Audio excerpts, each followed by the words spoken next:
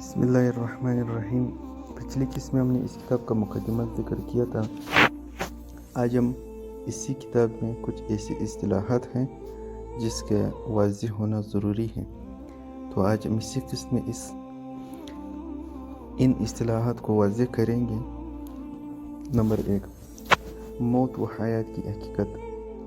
جسم میں روح کے داخل ہونے کا نام زندگی ہے اور روح کے جسم سے جدا ہونے کا نام موت ہے۔ نمبر 2، عارضی روح کو موت کا مزہ چکھنا ہے۔ ہر انسان کو موت آنی ہے، عارضی روح کو موت کا مزہ چکھنا ہے۔ انبیاء کرام علیہ السلام پر بھی موت کا آنا حق ہے، اس لیے حضور علیہ السلام سمیت تمام حضرت انبیاء کرام علیہ السلام کو بھی موت آئی۔ البتہ حضرت عیسیٰ علیہ السلام کو آسمان سے نازل ہونے کے بعد مقررہ وقت پر موت ہی آئے گی۔ یہ بخاری و مسلم و ابن حبان میں موجود ہے۔ قبر کا مفہوم۔ قبر اسی گڑھے کا نام ہے جس میں انسان کو دفن کیا جاتا ہے، یہی اس کا حقیقی معنی ہے۔ البتہ قبر اسی زمینی حصے کے ساتھ خاص نہیں ہے، بلکہ جہاں میت یا میت کے اجزاء اور ذرات ہوں وہی اس کی قبر ہے، خواہ وہ زمینی گڑھا ہو یا سمندر کا پانی یا جانور کا پیٹ ہو، چاہے جو بھی جگہ ہو۔ برزخ کا مفہوم۔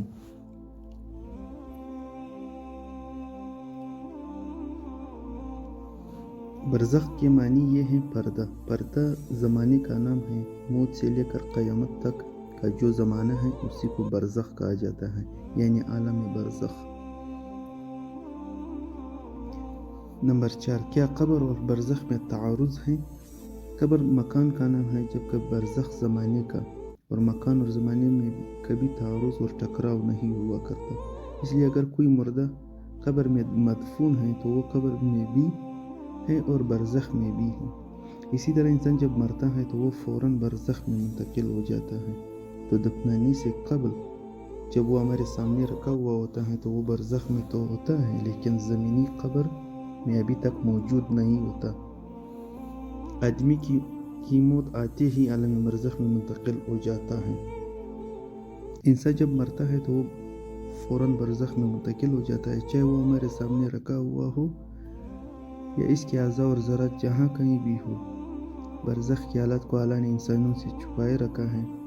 قرآن و حدیث میں قبر اور برزخ کے جو حالات مذکور ہیں ان کو ماننا ضروری ہے، ان پر ایمان لانا واجب ہے۔ علیین اور سجین کہاں ہوں؟ انسان جب وفات پا جائے تو نیک شخص کی روح علیین میں، جبکہ برے شخص کی روح سجین میں چلی جاتی ہے۔ علیین جنت کا ایک مقام ہے اور سجین جہنم کا ایک مقام ہے جہاں بری روحیں رہتی ہیں۔ ابن کثیر۔ کیا عالم برزخ میں روح کا اپنے جسم سے تعلق ہوتا ہے؟ عالم برزخ میں روح کا اپنے جسم اور جسم کے ذرات کے ساتھ تعلق ضرور ہوتا ہے، اور یہ تعلق قیامت تک رہتا ہے۔ اسی تعلق کو برزخی حیات یا قبر کی زندگی سے تعبیر کیا جاتا ہے۔ یہ برزخی حیات ہر مسلمان بلکہ ایک کافر مشرک کو بھی حاصل ہوتی ہے، اس سے کوئی مستثنیٰ نہیں ہے۔ البتہ حضرت انبیاء کرام علیہ السلام اور شہدائے عظام کو برزخ میں خصوصی حیات حاصل ہوتی ہیں، جس کا ذکر آگے آ رہا ہے۔ عذاب قبر روح اور جسم دونوں کو ہوتا ہے۔ اسی تعلق اور برزخی حیات کی وجہ سے روح پر گزرنے والی ہر اچھی اور بری کیفیت جسم کو بھی محسوس ہوتی ہے۔ گویا کہ عالم برزخ کے عذاب و ثواب میں روح اور جسم دونوں شریک ہوتے ہیں، یہی حق عقیدہ ہے۔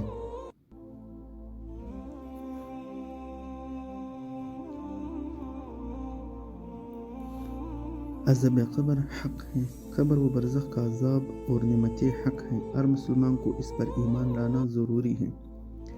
جس میت کو زمینی قبر نصیب نہ ہو تو اس کا عذاب بھی ثابت ہے۔ عذاب قبر اسی زمینی گڑھے میں ہوتا ہے، البتہ جس کو یہ زمینی قبر نصیب نہ ہو تو جہاں مردہ یا اس کے ذرات ہوتے ہیں وہاں اس کو عذاب ہوتا ہے۔ بخاری و مسلم شریف۔ قبر اور برزخ میں روح کا اعادہ۔ قبر اور برزخ میں اس جسم کی طرف روح کا اعادہ ہوتا ہے، یعنی روح لوٹا دی جاتی ہے، اس کو اعادہ روح کہتے ہیں۔ یہ حدیث مبارکہ سے ثابت ہے۔ بعض کے نزدیک اس اعادہ روح کا مطلب باقاعدہ روح کا جسم میں داخل ہو جانا ہے، جبکہ جمہور کے نزدیک اس اعادہ روح کا مطلب روح کا اپنے جسم کے ساتھ تعلق اور اتصال قائم ہو جانا ہے۔ سنن ابی داؤد میں ہے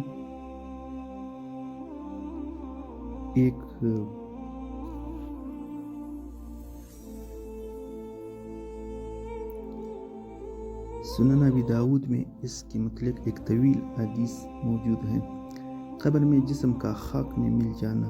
قبر میں عام انسان مٹی میں مل جاتا ہے، ذرات کی شکل میں تبدیل ہو جاتا ہے۔ ان ذرات کے ساتھ بھی روح کا تعلق ہوتا ہے اور یہ تا قیامت رہتا ہے۔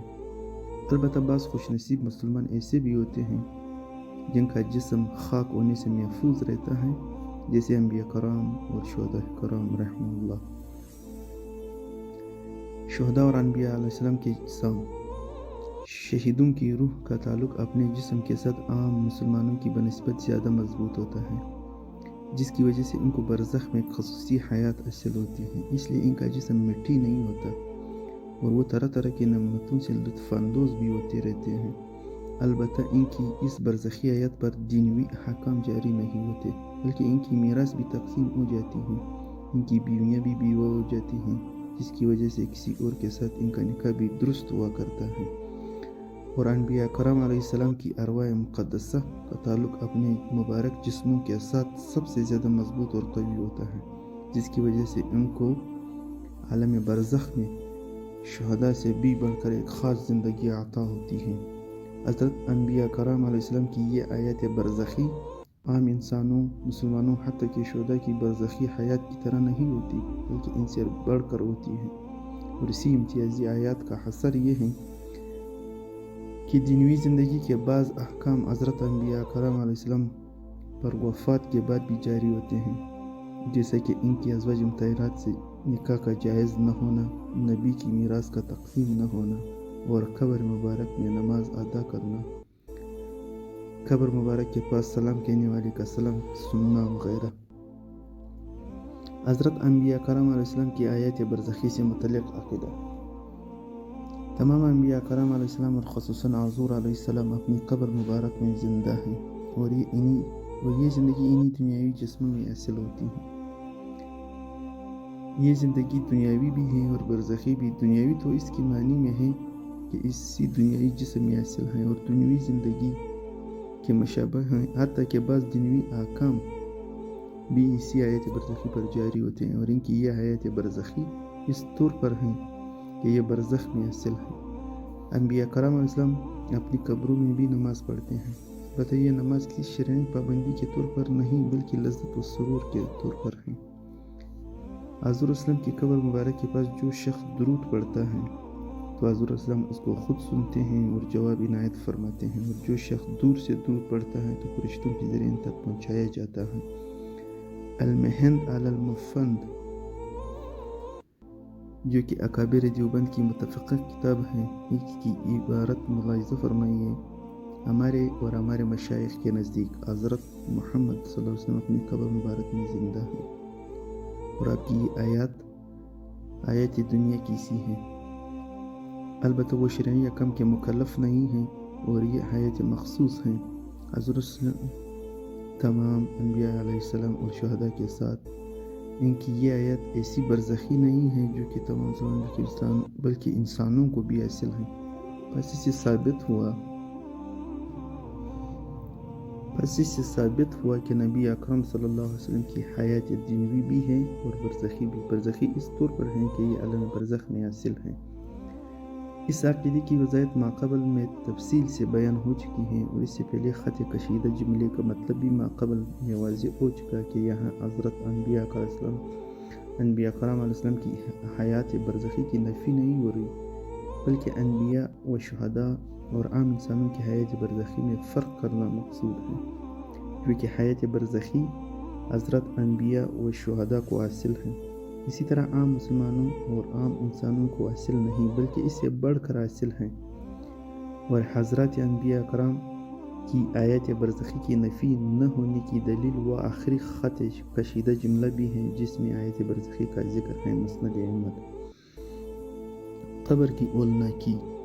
علامہ بدیع الزمان 6 صدی ہجری کے مشہور عالم و ادیب تھے۔ ایک دفعہ بیماری کے عالم میں ان پر سخت طاری ہوا، لوگ سمجھے کہ انتقال کر گئے، اس لیے ان کی تکفین و تجہیز کر دی گئی اور انہیں دفن کر دیا گیا۔ حالانکہ آپ زندہ تھے۔ قبر میں جب اوجھے تو چیخ پڑی، لوگوں نے قبر کو دوبارہ کھولا، آپ نے داڑھی ہاتھ سے پکڑ رکھی تھی اور قبر کی ہولناکی کی وجہ سے انتقال فرما گئے۔ وفیات الاعیان، جلد صفحہ نمبر 128۔